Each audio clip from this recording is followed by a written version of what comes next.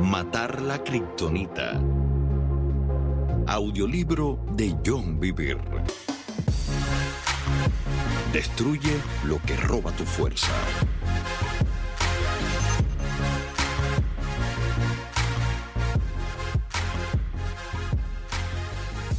Sección 3. Efectos de la kriptonita. Capítulo 15. La fuerza del pecado. Primera parte. En el Antiguo Testamento, Caín fue advertido: ten cuidado, el pecado está a la puerta, al acecho y ansioso por controlarte, pero tú debes dominarlo y ser su amo. Génesis 4:7. El mismo escenario es cierto para cualquier ser humano. El pecado nos desea, quiere esclavizarnos y controlarnos para poder expresarse. El pecado es un enemigo engañoso, seductor y poderoso. Entonces, ¿cómo dominamos el pecado? La respuesta es mediante la obediencia a la voluntad, la palabra y los caminos de Dios. Escucha de nuevo lo que le dice Dios a Caín justo antes de Génesis 4:7. Serás aceptado si haces lo correcto, pero si te niegas a hacer lo correcto, entonces ten cuidado. El pecado está a la puerta, al acecho. La obediencia genuina le cierra la puerta del deseo al pecado. Recuerda las palabras de Pablo a los creyentes. Ten en mente que es el hombre que recibió la revelación más profunda de la gracia de Dios. ¿No se dan cuenta de que uno se convierte en esclavo de todo lo que decide obedecer? Uno puede ser esclavo del pecado, lo cual lleva a la muerte, o puede decidir obedecer a Dios, lo cual lleva a una vida recta. Romanos 6:16. Las palabras de Pablo son similares a lo que se le dijo a Caín. Sin embargo, hay una gran diferencia. En el Antiguo Testamento, los espíritus de las personas estaban muertos. No había una fuerza viva fluyendo desde su ser interior. En el Nuevo Testamento y ahora, el espíritu en una persona que cree en Jesús está vivo. Son uno con Dios y poseen su naturaleza divina. Por lo tanto, podemos escoger obedecer a nuestro ser interior, nuestro espíritu, o podemos escoger obedecer a nuestra persona exterior, nuestra carne. La gracia de Dios también entra en juego. No solo nos salva y perdona, sino que también nos fortalece para obedecer la verdad. Se nos exhorta: tengamos gratitud y mediante ella sirvamos a Dios, agradándole con temor y reverencia. Hebreos 12:28. La gracia nos capacita para obedecer a Dios. Pedro escribe: que Dios les dé cada vez más gracia. Mediante su divino poder, gracia, Dios nos ha dado todo lo que necesitamos para llevar una vida de rectitud. Segunda de Pedro 1, 2 y 3. En ambos versículos y muchos otros en el Nuevo Testamento, la gracia se describe como una fuerza capacitadora. Tenemos una nueva naturaleza vigorizada por su don de la gracia. Esto no estaba disponible para Caín ni para ninguna persona del Antiguo Testamento. Entonces, ¿por qué hay tantos creyentes que no tienen éxito en dominar el pecado? Es importante recordar que podemos tener poder, pero si no lo usamos, no nos beneficiaremos de él. Dios nos da a todos la capacidad de escoger, y Él no anulará nuestras decisiones. Así, cuando cualquier cristiano desobedece a Dios, el pecado toma la delantera en los creyentes. ¿Por qué permitiría a alguien esto? Solo puede ocurrir si el pecado convence al creyente de que algo deseado es más beneficioso que obedecer a Dios. Y por esta razón, Pablo escribe: y el poder del pecado, la ley. Primera de Corintios 15:56. Esta es una frase cargada y, quizá, sorprendente. La ley le da al pecado su poder sobre una persona. A primera vista, quizá pienses: yo no estoy bajo la ley de Moisés. Cierto. Sin embargo, es importante notar que no cada vez que se menciona la palabra ley en las Escrituras hace referencia a la ley de Moisés. Santiago habla sobre la ley suprema. Ver Santiago 2:8, lo cual habla de amar a nuestro prójimo. Está la ley de Dios, Ver Romanos 8:7 y Hebreos 8:10, que está escrita en los corazones de los creyentes. Está la ley de Cristo, ver Gálatas 6:2, que se cumple llevando las cargas los unos de los otros. Y está la ley de la libertad, ver Santiago 2:12, por lo cual seremos juzgados.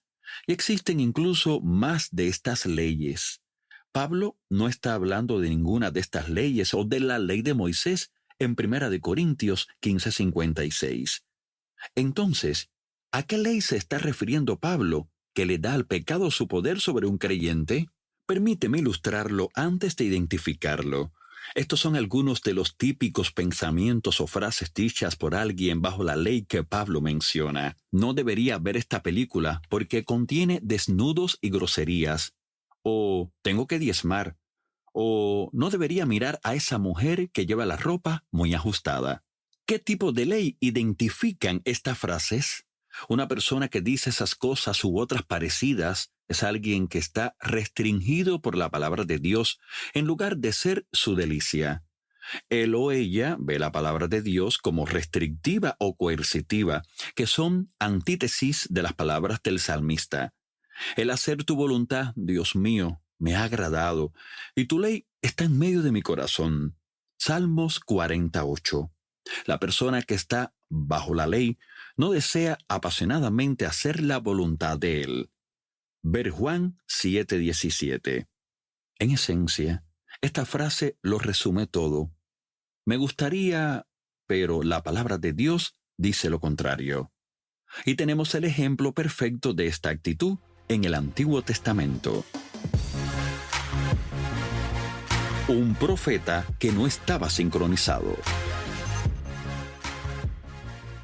Balaam era un profeta. Conocía la voz de Dios y los caminos del Señor no eran extraños para él.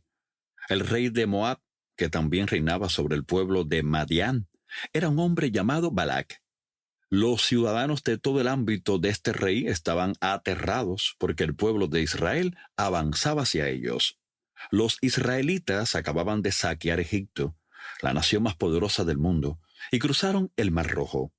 La economía, agricultura y el ejército de Egipto acababan de ser devastados, además de que cada primogénito de cada familia ahora estaba milagrosamente muerto.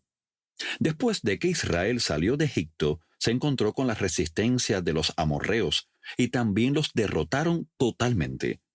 Ahora los israelitas estaban acampados en la llanura de Moab y el pueblo, los líderes y el rey estaban todos petrificados, pensando que Israel les haría a ellos lo que les habían hecho a Egipto y a los amorreos. El rey Balac se enteró de que había un destacado y poderoso profeta llamado Balaam y que si él bendecía a alguien, le sucedían buenas cosas. Pero si Balaam maldecía a una persona, sin duda alguna quedaba maldecido. El rey Balac envió a sus líderes al profeta Balaam con una ofrenda. Ven pues, ahora, te ruego, maldíceme este pueblo, los israelitas, porque es más fuerte que yo. Quizás yo pueda herirlo y echarlo de la tierra. Números 22:6. Balaam envió esta respuesta a los mensajeros. Reposad aquí esta noche, y yo os daré respuesta según Jehová me hablare. Así los príncipes de Moab se quedaron con Balaam. Números 22:8. Observemos la referencia de Balaam a Jehová. No estaba consultando a ningún dios extraño, pidiéndole dirección, porque era un profeta del único Dios verdadero. El nombre que usó para Jehová es Yahvé. Este es el nombre de Dios y los escritores del Antiguo Testamento nunca usaban este nombre para referirse a un Dios falso. ¿Con qué frecuencia nos referimos tanto a Jesús como a Dios nuestro Padre, como nuestro Señor? No estamos hablando de ningún otro que nuestro Creador, Amo Supremo, y quien dio su vida por nosotros. Balaam también hizo esto. Observemos con detalle lo que Dios le dijo a Balaam esa noche. Es interesante destacar que ni siquiera esperó a que Balaam le buscase. Y vino Dios a Balaam y le dijo, ¿qué varones son estos que están contigo? Números 22:9. El Señor básicamente le estaba diciendo a Balaam, ¿Quiénes son estos hombres para mí? Ellos no tienen ningún pacto conmigo. ¿En serio vienes a preguntarme si deberías ir y maldecir a mi pueblo del pacto? ¿Por qué necesitas orar al respecto? ¿Acaso no es obvio? Hay algunas cosas por las que no necesitamos orar. Ya sabemos cuál es la voluntad de Dios por lo que Él ha revelado en su pacto escrito. No tienes que orar para saber si deberías reunirte o no con otros cristianos.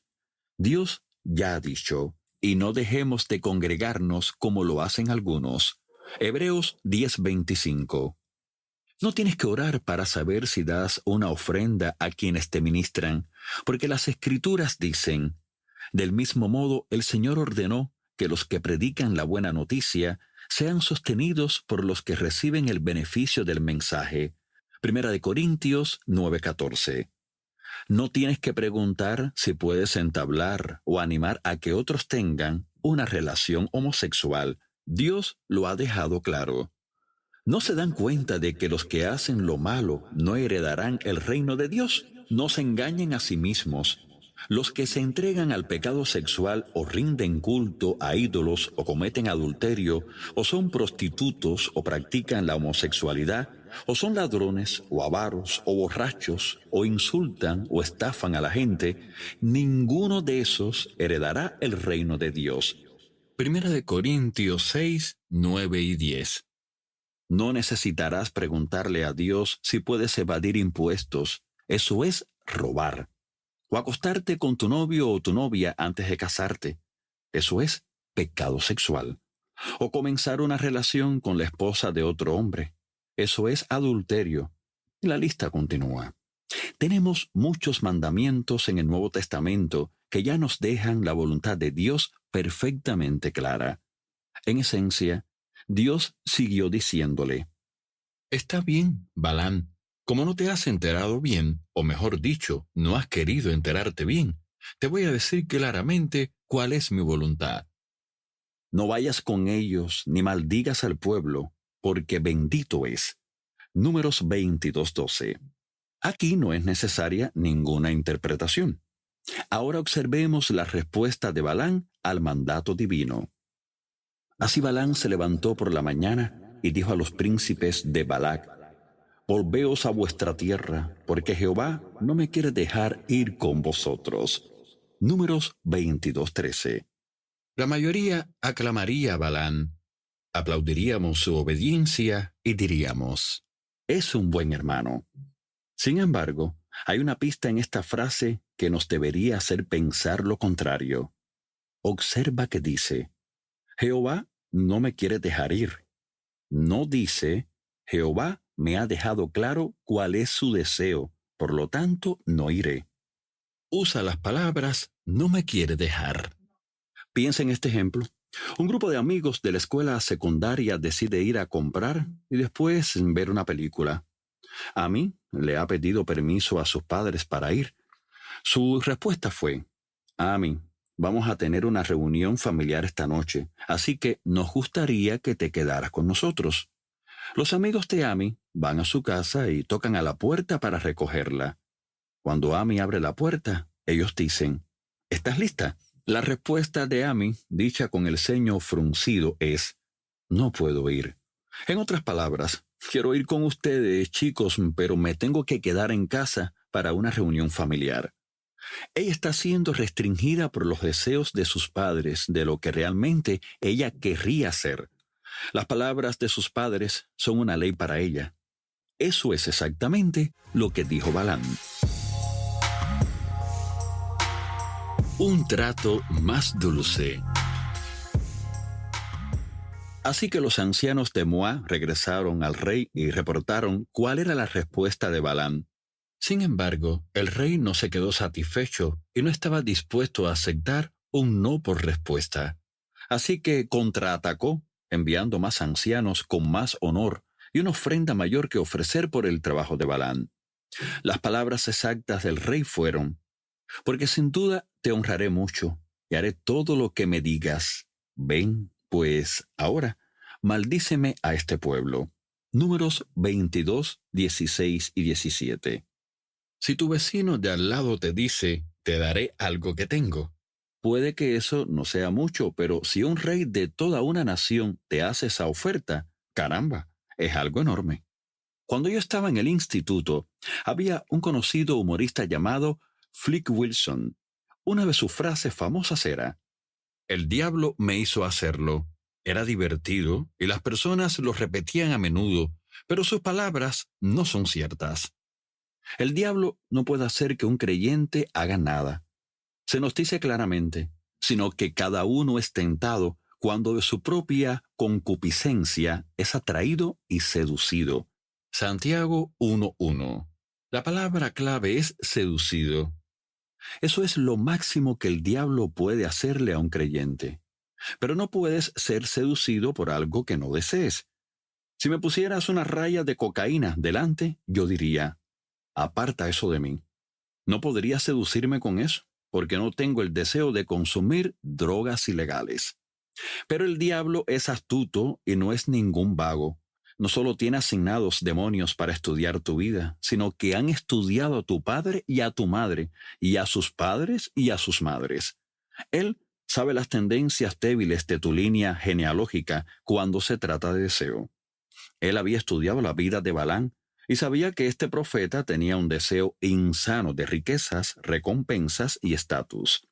Creo que por eso Satanás animó a este rey pagano, Balac, a hacer una oferta más lucrativa.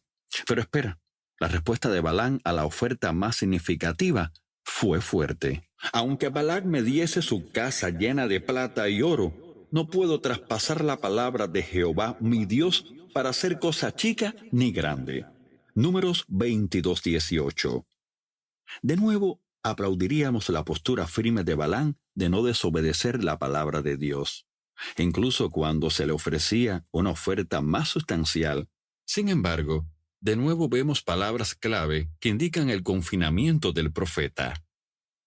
Dijo: no puedo, en lugar de no quiero. Nada ha cambiado. Aún estaba siendo restringido por la palabra de Dios, que es ley para él. Su siguiente frase reafirmó esto: os ruego por tanto ahora que reposéis aquí esta noche, para que yo sepa qué me vuelve a decir Jehová. Números 22:19. ¿Qué? ¿Acaso una oferta más lucrativa va a cambiar la opinión de Dios? Es posible que alguien piense que Dios le indicó que dijera no la primera vez porque sabía que el rey le ofrecería a Balán mucho más con los siguientes embajadores. ¡Qué idea tan absurda! Dios no le estaba sugiriendo a Balán que se esperase hasta recibir una oferta mejor. Así que si Balán no necesitaba orar por ello la primera vez, mucho menos la segunda vez. Y Dios lo había dejado claro con los primeros embajadores: no irás con ellos. Aún así, Balán decidió orar esa noche. Sin embargo, escucha la respuesta de Dios: ya que estos hombres vinieron por ti, levántate y ve con ellos, pero solo haz lo que yo te indique. Números 22:20. Espera un momento. Dios ahora dice: ve con ellos. ¿Hemos leído correctamente? ¿Qué está pasando? Sorprendentemente, se han cambiado las reglas. Balán ahora tiene la palabra del Señor de ir con estos príncipes y ancianos de Moab. Así que hace exactamente lo que Dios le dijo. Ensilla su burra y va con los príncipes de Moab. Es obediente al mandato divino. Sin embargo, mira lo que ocurre después. Y la ira de Dios se encendió porque él iba. Números 22:22. ¿Qué está pasando? ¿Acaso Dios se ha vuelto loco? Balán está haciendo exactamente lo que Dios le dijo la noche antes, y sin embargo, Dios está enojado con él por hacerlo. ¿Cómo podemos explicar esto? Hay una respuesta lógica que encontraremos en las Escrituras y que es bastante reveladora. Tiene que ver con la idea de que el pecado recibe su fuerza de la ley. Descubriremos por qué en el siguiente capítulo. Ponte en acción. Muchos creyentes necesitan oír este mensaje de esperanza. Puedes ser totalmente libre del poder del pecado. ¿Sí? Has escuchado bien. Es posible que los cristianos estén por encima del pecado. Jesús no murió solo para darte una entrada para el cielo. Cuando murió, te liberó del poder del pecado y de la muerte. El pecado no tiene poder sobre ti, sino que ahora tú tienes poder sobre el pecado. Esto solo es posible mediante la gracia de Dios, su poder divino para conseguir algo que es imposible en nuestra fuerza humana. Tenemos libre acceso a la gracia y a poseer este poder, pero perdemos sus beneficios si no lo ejercitamos. Una de las formas más comunes en que los creyentes no usan este poder es al no darse cuenta de que lo tienen. Fortalécete contra el pecado hoy, meditando en los versículos que revelan que verdaderamente tienes poder sobre el pecado. Medita en esta verdad hasta que se haga una realidad en ti. Conecta con Dios sobre esto. Arrepiéntete de cualquier forma en que le hayas dado poder al pecado sobre ti. Y dale gracias por liberarte de ello hoy. Pide perdón por tus errores pasados y pídele a Dios que te muestre cómo ve Él tu futuro.